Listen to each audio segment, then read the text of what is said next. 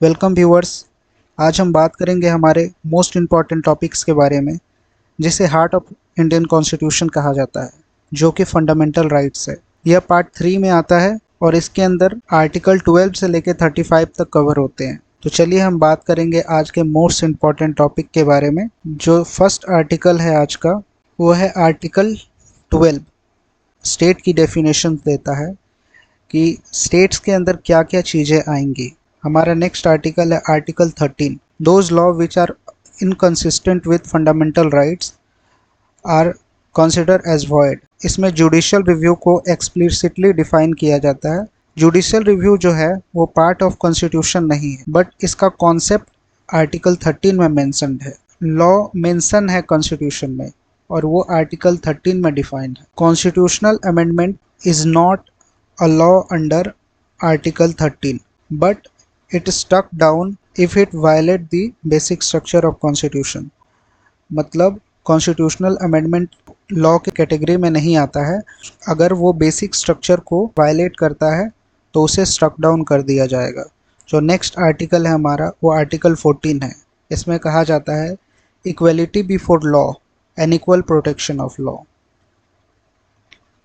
ये स्टेट के against applicable होता है और ये सिटीजन और फॉरेनर्स दोनों के लिए अवेलेबल है।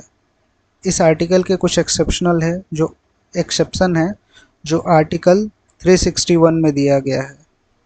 इस आर्टिकल के अंदर प्रेसिडेंट और जो गवर्नर है उनको इम्यूनिटी मिली है कि वो आंसरेबल नहीं है किसी भी कोर्ट में,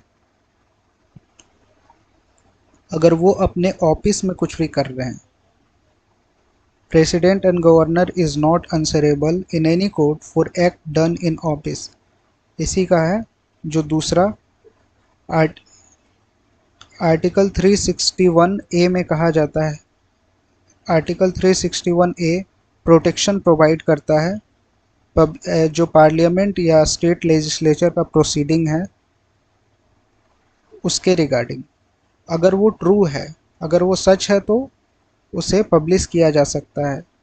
ये 44th कॉन्स्टिट्यूशनल अमेंडमेंट में इसको वैलिडिटी मिली थी। अब जो नेक्स्ट है अंडर आर्टिकल 105 एंड 194,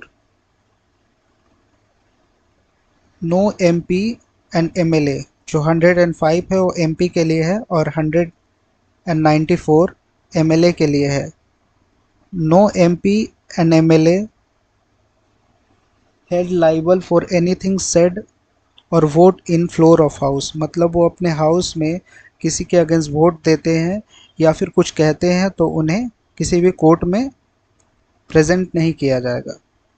अब आर्टिकल 15, प्रोहिबिशन ऑफ डिस्क्रिमिनेशन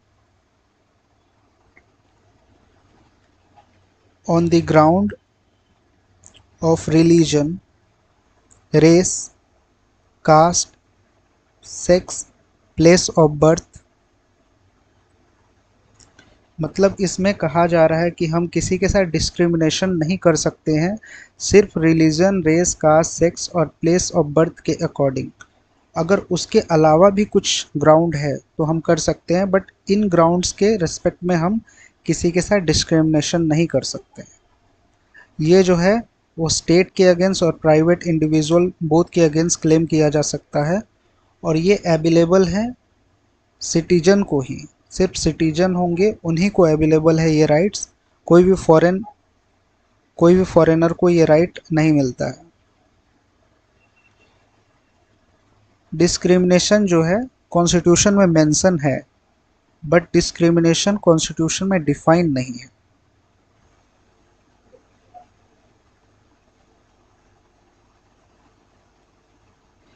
इस आर्टिकल के कुछ एक्सेप्शंस हैं। Discrimination on the ground of age, economic status, language and marks etc are allowed.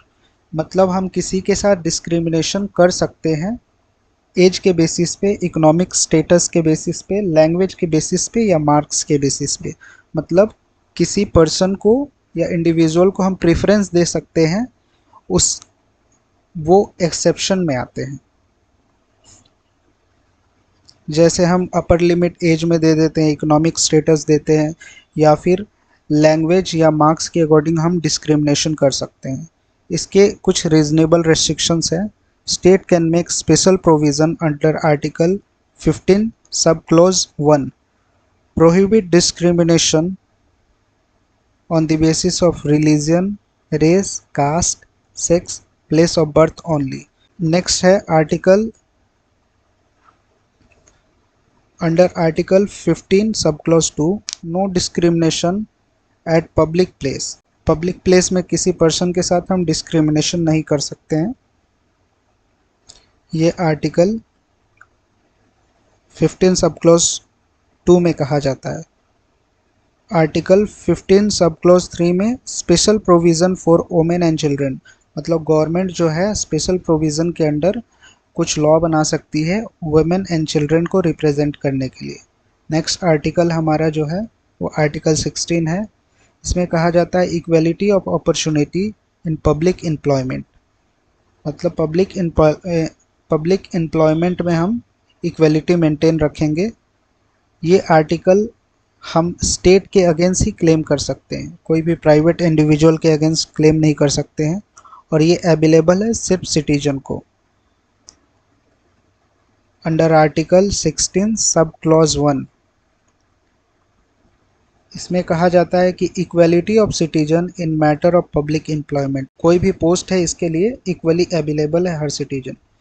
Under article 16 sub clause 2 इसमें कहा जाता है कि no discrimination only on ground of race, caste, sex, descent, place of birth and resident, मतलब हम discrimination सिर्फ इन्हीं ground के बेसिस पे नहीं कर सकते हैं, इनके अलावा अगर कुछ होगा तो हम डिस्क्रिमिनेशन कर सकते हैं। अंडर आर्टिकल 16 सब क्लॉज 3 अब हम बात करेंगे कुछ एक्सेप्शन के बारे में। Under article 16 sub clause 3 Parliament can make law to all the residence based restrictions, मतलब रेसिडेंस के बेस पे हम रेस्ट्रिक्शंस लगा सकते हैं। ये एक्सेप्शन है आर्टिकल 16 का। दूसरा एक्सेप्शन हम देखेंगे आर्टिकल 16 सब क्लॉज 4 में। State can make reservation for backward class who are not adequately represented, कि स्टेट के पास पावर है कि वो जो बैकवर्ड क्लासेस है जो हमारे सोसाइटी में इक्वली रिप्रेजेंटेड नहीं है उनके लिए स्पेशल प्रोविज़न बना सकती है। Under article 16 sub clause 4A give reservation in promotion of SC/ST, इसके अकॉर्डिंग ये जो है 77 कॉन्स्टिट्यूशनल अमेंडमेंट एक्ट 1975 के द्वारा ऐड किया गया था, जिसमें कहा गया कि state can provide reservation if a particular category of people is not properly represented। Next हम देखेंगे article 16 sub clause 4B added by 81st constitutional amendment act 2000। इसमें कैरी फॉरवर्ड के बारे में बात किया गया था। Reserve vacancy for SC/ST that are remain unfilled are carry forwarded to next year. इसमें कहा जाता है कि जो SC/ST के जो वैकेंसी है वो एक साल में प्रॉपरली फिल नहीं हो पाए तो जो बची हुई वैकेंसी होगी वो नेक्स्ट ईयर में कैरी फॉरवर्ड हो जाएंगी। नेक्स्ट आर्टिकल हम देखते हैं article 16 sub clause 5 an officer holding religious institution in an office should belong to that religion only, अगर किसी रिलीजियस इंस्टीट्यूशन में कोई ऑफिस है और कोई पर्सन उसको होल्ड करता है तो वो उसी रिलीजन से बिलोंग करना चाहिए। ये एक्सेप्शन है अंडर आर्टिकल 16 सब क्लॉज 6। ये 103 कॉन्स्टिट्यूशनल अमेंडमेंट एक्ट 2019 से ऐड किया गया था, जिसमें 10% रिजर्वेशन हम देंगे EWS कैटेगरी के पर्सन को, जो इकोनॉमिकली वीकर सेक्शन है हमारे सोसाइटी के, उनको 10% रिजर्वेशन दिया जाएगा। नेक्स्ट आर्टिकल जो है under article 340 president can appoint commission to investigate socially and educationally backward classes. मतलब प्रेसिडेंट कोई कमीशन को अपॉइंट कर सकता है socially and educationally backward class को अपॉइंट इन्वेस्टिगेट करने के लिए। जो फर्स्ट कमीशन था वो काका केलकर कमीशन था। जो दूसरा कमीशन है बीपी मंडल कमीशन 1979, जिसको ओबीसी रिजर्वेशन के नाम से भी जाना जाता है। नेक्स्ट आर्टिकल है under article 335 while giving government job ST/SC claim must be considered but without hampering efficiency। मतलब हम SC/ST को प्रेफरेंस देंगे बट ये भी ध्यान रखेंगे कि इफ़िशियंसी जो है वो हैम्पर ना हो। नेक्स्ट आर्टिकल हम जो देखेंगे, नेक्स्ट आर्टिकल 17 है जो एवोल्यूशन ऑफ अनटचेबिलिटी के बारे में बात करता है। ये राइट जो है एब्सोलूट राइट है और ये स्टेट के अगेंस्ट और प्राइवेट इंडिविजुअल बोथ के अगेंस्ट हम क्लेम कर सकते हैं। और ये राइट अवेलेबल है बोथ सिटीजन और फॉरेनर्स दोनों को ही ये राइट अवेलेबल है। अनटचेबिलिटी जो है वो कॉन्स्टिट्यूशन में मेंशन्ड है बट वो डिफाइन नहीं किया गया है। अनटचेबिलिटी कॉन्स्टिट्यूशन में डिफाइन नहीं है। इससे रिलेटेड जो लॉ है वो protection of civil right act 1955 है। नेक्स्ट आर्टिकल है आर्टिकल 18। आर्टिकल 18 है एबोलिशन ऑफ टाइटल से रिलेटेड, बट एक्सेप्ट मिलिट्री और एकेडमिक टाइटल।